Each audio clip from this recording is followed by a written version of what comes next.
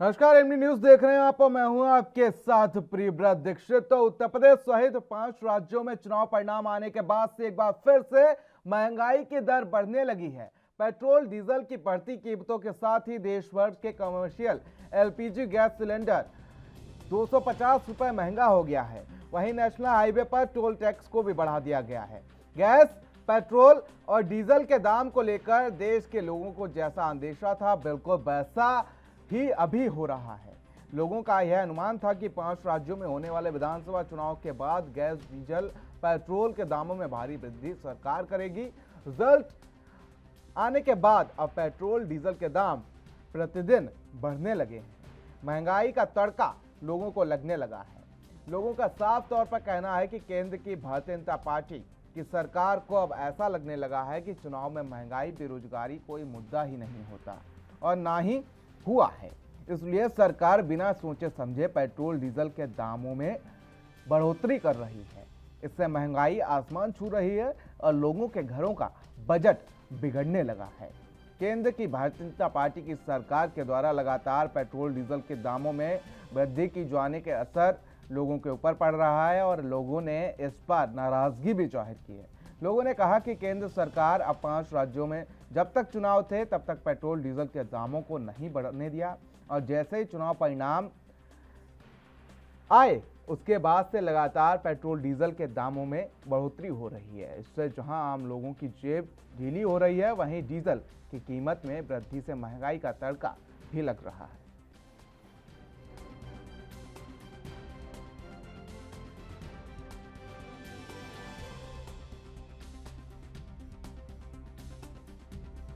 महंगाई का तड़का लगातार लग रहा है और लोगों की जेब ढीली हो रही है, रसोई का बजट बिगड़ रहा है और लोग सफर कर रहे हैं वो भी महंगा हो रहा है।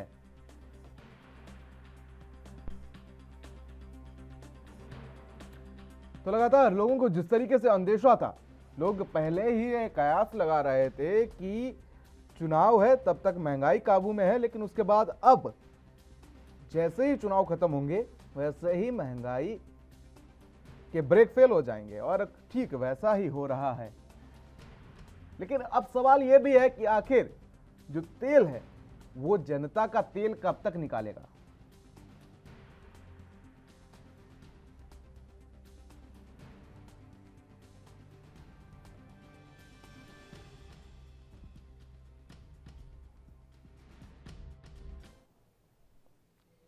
तो लोगों को जिस तरीके से अंदेशा था कि जैसे विधानसभा चुनाव खत्म होंगे कहीं ना कहीं उनकी जेब पर झांका डालना सरकार शुरू कर देगी। फिलहाल इसी पर आज चर्चा करेंगे। तमाम मेहमानों से आपका परिचय करा देते हैं। अश्विनी साही हमारे साथ बीजेपी से पक्ष रखेंगे, नताशा शर्मा हमारे साथ कांग्रेस का पक्ष रखेंगी, साथ ही पुष्पेंद्र कुमार हमारे साथ थोड़ी देर में जुड़ेंगे। पुष्पेंद्र कुमार समाजवादी पार्टी से जुड़ेंगे। आप दोनों मेहमानों का फिलहाल बहुत बहुत स्वागत है। अश्विनी साही जी, आखिर लोगों को जिस तरीके से अंदेशा था कि जैसे ही विधानसभा चुनाव संपन्न होंगे कहीं ना कहीं उनकी जेब पर डाका डालने का काम जरूर किया जाएगा और ठीक वैसा ही मुझे लग रहा है कि हो रहा है। जेब पर डाका डालने का शब्द जो है उचित नहीं है, मुझे नहीं लगता, क्योंकि ये समसामयिक चीजें हैं और हर समय देखिए महंगाई कोई आज का नया मुद्दा नहीं है। इसको प्रियव्रत जी हम लोग कहें नहीं, बिल्कुल नहीं। महंगाई आज का मुद्दा है। महंगाई सदियों से चली आ रही है। वो जब भी 60 के दशक में फिल्में आई थी उसमें गाना ये गाया था, हाय हाय रे महंगाई, तो क्यों उस समय महंगाई नहीं थी? तो हर समय जब समय बढ़ता जाता है तो धीरे धीरे महंगाई जो है आगे बढ़ती है। इस चीज को जनता के बीच में कई चीजें हैं। आज के वैश्विक कुछ कारण से डीजल पेट्रोल महंगा हो रहा है, इसके साथ गैस महंगी हो रही है। तो जब बाहर से हमारे पास ये तो अभी मान कर चलिए कि हिंदुस्तान ने 2014 के बाद से वैकल्पिक व्यवस्थाओं पर काम करना शुरू किया है, तो मुझे लगता है कि आने वाले दिनों में हम कुछ वैकल्पिक व्यवस्थाएं जनता के सामने रख पाएंगे। नहीं तो पीछे की सरकारों ने तो वो भी नहीं सोचा था। आज अभी कुछ दिन पहले बहुत चर्चित हुआ, माननीय मंत्री जो है गडकरी साहब हाइड्रोजन की कार पे चढ़ के आए सदन में। उसके ये उन्हीं की देन है, फ्लैक्स इंजन जो गाड़ियों में लग के आ रहा है। अभी एथेनॉल जो है बनाया जा रहा है हिंदुस्तान में, जो अपने हिंदुस्तान को पेट्रोल और डीजल की निर्भरता को कम कर रहा है।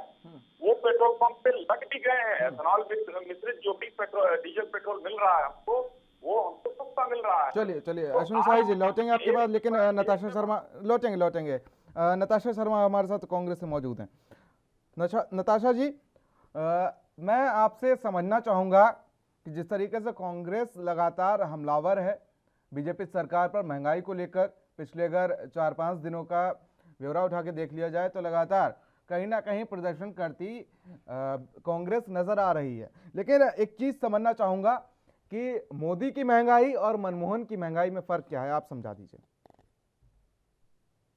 उत्तर देना चाहती हूँ कि आपने स्वयं ही कहा है कि लोग ये अटकलें लगा रहे थे कि जैसे ही 5 राज्यों के चुनाव खत्म होंगे और चुनाव खत्म होने के बाद एकदम से जो है महंगाई बढ़ेगी, डीजल और पेट्रोल के दामों में वृद्धि देखने को मिलेगी, और वैसा ही हुआ क्योंकि राहुल जी ने पहले ही ये आगाह कर दिया था कि जैसे 5 राज्यों के चुनाव खत्म होंगे पब्लिक को महंगाई की मार सहनी पड़ेगी, और वैसा ही ठीक आज पब्लिक महंगाई की मार को देख रही है। दूसरी बात ये कि आप ये भी देखिए कि जितने दिन चुनाव चला, जितने दिन 5 राज्यों को चुनाव चला, एक दिन भी पेट्रोल डीजल के दाम में जो है 0.2 की वृद्धि भी नहीं की गई। लेकिन जिस तरह से चुनाव खत्म होने के बाद जनता के ऊपर महंगाई का कहर बरसा दिया गया है, तो बहुत ही निंदनीय है। दूसरी बात, मेरा सवाल दूसरा था नताशा जी, सवाल दूसरा था कि मोदी की महंगाई और मनमोहन की महंगाई में फर्क क्या है। मैं आपकी बात से आ रही हूँ। महंगाई, इन्होंने कहा कि महंगाई तब भी थी, महंगाई आज भी है। महंगाई आज तब रोजगार था, आज तो लोगों के पास रोजगार नहीं है। आज पेट्रोल डीजल के दाम आसमान को छू रहे। जब गैस का दाम जो है वो 358 के करीब था, तब स्मृति ईरानी जी चूड़ियां लेकर बैठी थी। क्या आज उनके पास चूड़ियां खत्म हो गई हैं अपनी सरकार को देने के लिए? 1000 रुपए से पार हो रहा है सिलेंडर, और महंगाई जो है वो चरम सीमा क्रॉस कर रही है। मन की बात करना तो बहुत आसान है, लेकिन कभी क्या जन की बात करने के लिए सोचा? जनता से पूछा कि वो तिल तिल कैसे मर रहे हैं? एक मध्यम वर्ग की जेब पे कितना भार पड़ रहा है, जहाँ एक कमाने वाला है और उसको अपने पूरे परिवार का भार सहना है, वो किस प्रकार से अपने घर को चला रहा है? क्या ये मन की बात में उन्होंने एक बार भी विचार किया कि जनता किस तरह से इस महंगाई के बोझ के नीचे दबी हुई है? चलिए नताशा जी लौटेंगे आपके पास। इसी बीच हमारे साथ पुष्पेंद्र कुमार समाजवादी पार्टी से जुड़ गए। पुष्पेंद्र जी, सबसे पहले बहुत बहुत स्वागत है आपका। और आज समाजवादी पार्टी में लगातार, इससे पहले तो कांग्रेस ही हमलावर थी, लेकिन आज 2-4 ट्वीट ठोक दिए गए समाजवादी पार्टी के द्वारा महंगाई को लेकर। देखिए, एक बात मैंने पहले भी आपसे कई बार कही थी, आपको मैंने कभी भी आपके डिबेट पे मैं गया, मैं बार बार आपसे कहता रहा कि चुनाव के बाद जो देखने को मिलेगा वो एक नया चेहरा सरकार का मिलेगा। वहीं आपने देखा अभी देश में पंजाब में चुनाव हुए, पंजाब चुनाव के बाद वहां पर निर्णय लिए जा रहे हैं कि पब्लिक को शिक्षा में कैसे छूट दी जाए, जो सरकारी स्कूलों के तर्ज पे प्राइवेट स्कूलों की फीसों को कैसे रोका जाए। वहीं उत्तर प्रदेश में ये देखा जा रहा है कि छांट के विपक्षी दलों के नेताओं के और उनके वो लोग जो उनके सामने खड़े रहे चुनाव में, उनका नुकसान कैसे करा जाए। नहीं, उस पे आएंगे, लेकिन आज महंगाई मुद्दा है। देखिए, हाँ, मैं उसी बात पर आ रहा हूँ। दूसरी बात ये, महंगाई का एक बहुत बड़ा जो रोल होता है वो हमारे प्रधानमंत्री और हमारे जो प्रधानमंत्री जी है साथ में हमारे मुख्यमंत्री जी है, लेकिन दोनों की मानसिकता स्टार्टिंग से आपने देखा होगा इसी चीज पर रही कि पब्लिक को किस तरह से उत्पीड़न किया जाए। जहां आपने देखा तब लगातार 5 साल जब चुनाव से पहले जो वादे करे गए, उसमें आज तक मैं पहले भी कई बार आपसे कह चुका था, और मैंने हर बार कहा कि मैनिफेस्टो उठा के आप देख लेंगे तो हर मैनिफेस्टो में वो फेल है। महंगाई पब्लिक से लेकर, पब्लिक का टैक्स लेकर कुछ पूंजीपतियों को देने का काम सरकार ने किया, और एक जो बड़ा काम जो बिल हमारा वापस किया गया था वो बिल किसानों के लिए दोबारा थोपा जाएगा, और कुछ दिन देखेंगे। लौटेंगे आपके पास पुष्पेंद्र जी, लौटेंगे। मेरा सीधा सवाल अश्विनी शाही जी आपसे ये है कि आखिर इसमें जो महंगाई बढ़ती है, इसमें सबसे ज्यादा प्रभावित जो होता है गरीब वर्ग ही नहीं होता है, मध्यम वर्गीय वर्ग होता है ना। इसमें जो रईस खानदान है, जो अपर क्लास है, उस पर कोई फर्क नहीं पड़ता है। जो 20 रुपए का दूध खरीद लेगा वो 22 में भी खरीद लेगा। लेकिन कहीं ना कहीं मध्यम वर्गीय पर इस पर सबसे ज्यादा असर पड़ता है।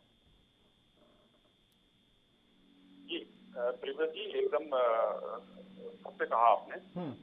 हमेशा महंगाई की मार हो या कोई भी इस तरीके की चीजें होती हैं, वो मध्यम वर्गीय और वो भी लोअर मिडिल क्लास ज्यादातर जो है उससे सफर करता है जी। इसीलिए सरकार ने बहुत सी ऐसी योजनाएं चलाई जिसमें लोअर मिडिल क्लास को फायदा हो। सरकार हमेशा उसके साथ खड़ा रहने की कोशिश करती है और कभी कभी अनएक्सपेक्टेड चीजें आ जाती हैं। जैसे 100 साल में एक बार कोरोना आ गई तो वो रोजगार लोगों के गए, देश में जो है उत्पादन घटा, बहुत सी चीजें हुई महंगाई बढ़ने के और भी कारण। मैं आपको एक आंकड़ा पेश करना चाहता हूँ, थोड़ा सा 1 मिनट का समय दीजिए, समझ में आ जाएगा। 98 तक जो है भाजपा की सरकार नहीं थी, कांग्रेस की सरकार उसके पहले थी, तो 13.25% की महंगाई दर हुआ करती थी। उसके बाद अटल जी की सरकार आती है, महंगाई दर घट के जो है 4.67 हो जाती है और ये 2004 तक 3.76 रहती है। 2004 में फिर मनमोहन सिंह सरकार आती है, 4.6 से महंगाई बढ़कर फिर 2009 तक आई है तो 10.882% हो जाती है। 2013 तक के अंत तक 12% ये महंगाई रहती है। ये कांग्रेस की सरकार की बात मैं बता रहा हूँ। फिर भारतीय जनता पार्टी की सरकार 14 में आती है, 14 से जो लास्ट में जब वो होता है तो 4.65 हम लोग लेकर आते हैं नीचे। 15 में 4.907 होता है, जो 20 तक आते आते 6.623% हो जाता है। ये चलिए अश्विनी शाही जी, मैं आंकड़ों पर बात काफी कम करता हूं, मैं आंखों देखी बातें ज्यादा करता हूं। लेकिन मोदी सरकार की महंगाई और मनमोहन सरकार की महंगाई जो है उसमें ब्रेक के बाद मैं आखिर समझाऊंगा कि आखिर उस दोनों महंगाइयों में फर्क क्या है। क्योंकि जब मोदी सरकार आई है इसमें कोरोना के बाद अब यह महंगाई है, मनमोहन सरकार में यह सब नहीं था। इन सब पर चर्चा होगी, लेकिन रुकेंगे छोटे से ब्रेक के लिए।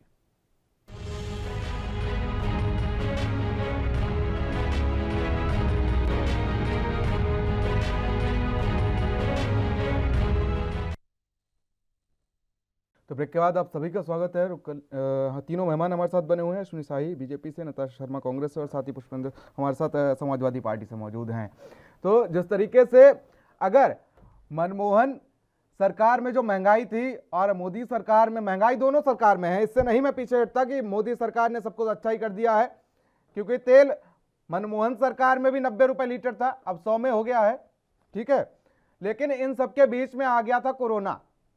कोरोना से आप तीनों नहीं भाग सकते और ना ही उससे पीछे हटा जा सकता है। जिस तरीके से उस पर तमाम खर्चा किया गया, क्योंकि स्वास्थ्य सुविधाओं पर भी काफी खर्चा हुआ है, लेकिन इन सबके बीच में मोदी सरकार ने कोरोना से भी निपटा, ठीक है। लेकिन सवाल मेरा यहां पर यह है कि आखिर गरीब आदमी को ही महंगाई की भट्टी में क्यों झोंक दिया जाता है। नेताजी विधानसभा जाते हैं, लोकसभा जाते हैं, राज्यसभा जाते हैं तो 7 सितारा होटल में रुकते हैं, 5 सितारा होटल में भी नहीं रुकते, 7 सितारा होटल में रुकते हैं। ढाबे पे रुक के 150 वाली दाल नहीं खाते हैं, 4000 रुपए वाली दाल खाते हैं। ये तमाम चीजें चर्चा का विषय हैं आज, कि अगर गरीब आदमी कोई नेताजी के पास जाता है तो समझा दिया जाता है, अरे बेटा कोरोना है, समझा करो, थोड़ा सा संघर्ष करो, कोरोना से निपट कर सरकार अभी भी खड़ी हो पाई है, निपटाएंगे, तुम्हारी भी दिक्कत निपटाएंगे। लेकिन वही नेताजी अगर उन्हें लखनऊ से आजमगढ़ जाना है तो वो चॉपर में जाएंगे, एयर इंडिया के टिकट पर सफर नहीं करेंगे। अश्विनी शाही जी।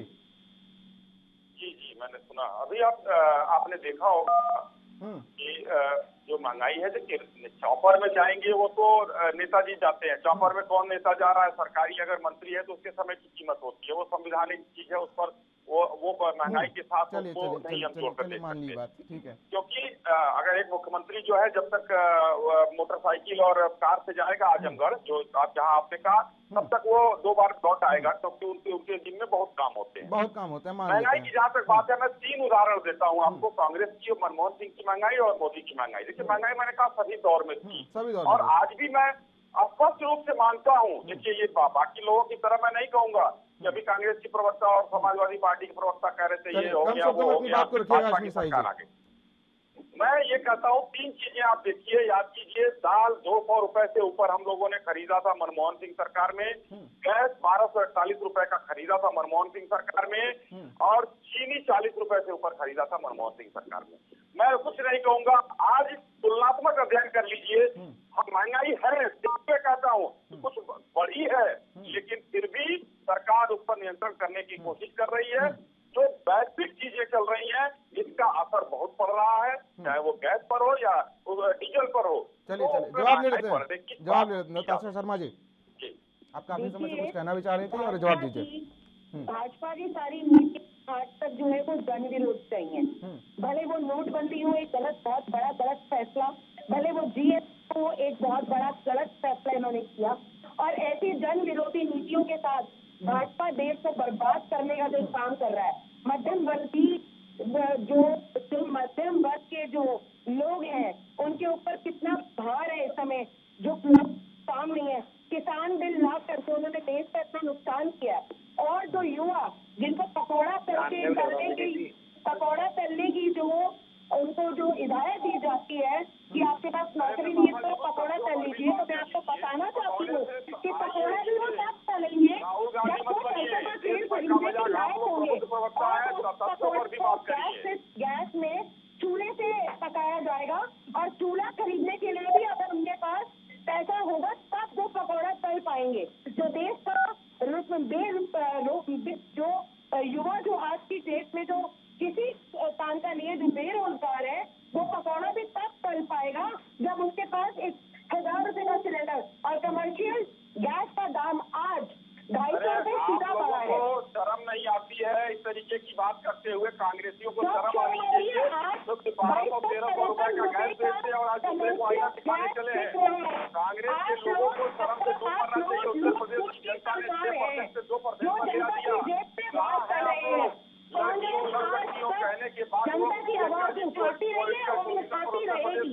हम सड़क से सदन तक, उत्तर प्रदेश की सदन तक जनता की आवाज उठा रहे थे, उठा रहे हैं, और जब तक जनता के हित में कुछ नहीं होगा हम आवाज उठाते रहेंगे।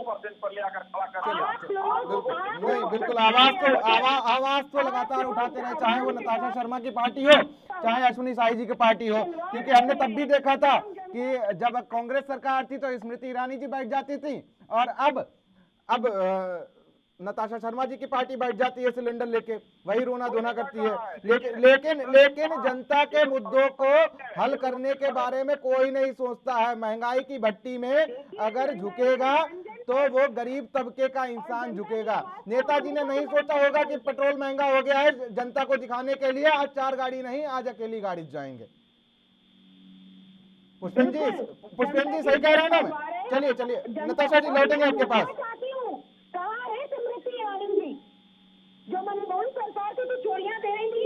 क्या मोदी सरकार को चोरियां देने के लिए उनके पास चोरियां खत्म हो गई है? इंदिरा गांधी कहाँ है? क्यों नहीं आ रही है उत्तर प्रदेश में? धरना क्यों नहीं दे रही है? आप लोग जनता के साथ खिलवाड़ कर रहे हैं। मध्यम वर्ग के लोगों के साथ आप लोग की सरकार है जिन्होंने लूट शिकायत की है। मध्यम वर्ग दूध, एक बच्चे के लिए गिलास का दूध माँ के लिए खरीदना मुश्किल है। एक गरीब मध्यम वर्ग की माँ अपने बच्चे को एक गिलास दूध देने से पहले भी सोच रही है। किसी चीज की दुकान कम नहीं है। और रही बात मनमोहन सरकार की, तो आप देखेंगे कि आंकड़ों में बहुत फर्क है, और आंकड़ों में मैं जाना नहीं चाहती क्योंकि ये विषय जो है वो महंगाई का है, और महंगाई दाएं सारी देश को जो है वो खा रही है, और सारी जनता इसको कह रही है। चलिए अश्विनी साई जी, नताशा शर्मा जी, पहली सरकार है जिसने बिल्कुल नताशा जी, बिल्कुल आप बिल्कुल सही कह रही हैं, इसमें कोई कुरेज नहीं है, ठीक है। लेकिन कबीरदास जी का एक दोहा है कि तू बोले कागज लेखी और मैं बोलूं आंखें देखी। सर सुनिए जी, हेलो जी पुष्पन जी बोलिए।